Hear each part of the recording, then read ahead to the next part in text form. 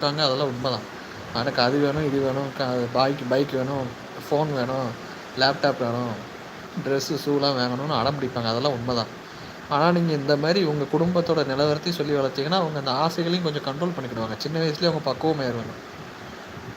இல்லைன்னா கல்யாணம் வர வரைக்கும் கூட சில பசங்கலாம் பக்குவமா இருக்க மாட்டாங்க. கல்யாணத்துக்கு அப்புறம் தான் நம்ம ஒரு ரூ. 100 சம்பாதிக்கிறதுக்கு இவ்வளோ கஷ்டப்படுறோமா, அப்ப நம்ம அப்பா, அம்மா எப்படி வளர்த்துருக்காங்கன்னு கல்யாணத்துக்கு அப்புறம் தான் நெறைய பேருக்கே தெரியும். அதனால பெற்றோர்களோட மிஸ்டேக்கும் இருக்குது இதுல. சின்ன பிள்ளைங்க கேட்டதெல்லாம் வாங்கி குடுத்துருவாங்க. ரூ. 5 கார் கேட்கும் வாங்கி குடுத்துருவாங்க. முட்டாய் கேட்கும் வாங்கி குடுத்துருவாங்க. சாப்பாடு ஏதோ கேட்க வாங்கி குடுத்துருவாங்க. அப்படி பழக்கப்படுத்திட்டு அதுக்கப்புறம் வளர்ந்ததுக்கப்புறம் பேச்ச கேட்க மாட்டக்கான்னு சொன்னா என்ன நியாயம் இருக்கு அதுல? அதுல ஒரு நியாயமும் நம்ம சொல்ல முடியாது. 2 பேர் மேலேயும் தான் தப்பு இருக்கு. குழந்தைங்க கேட்கும்போதே நம்ம ஃபர்ஸ்ட்டே சொல்லிரணும். "நீ இத பண்ணு, நல்லா படி, நான் உனக்கு வாங்கி தரேன்." அந்த மாரி சொல்லலாம். "நீ இந்த கத்துக்கோ, நல்லா உனக்கு வாங்கி தரேன். உன் பர்த்டேக்கு நான் வாங்கி தரேன்." அப்படி ஒரு டார்கெட் வச்சு நம்ம சொல்லலாம். அத விட்டுட்டு நம்ம கேட்கும்போதெல்லாம் வாங்கி குடுத்து பழக்கம் பண்ணிட்டோம்னா,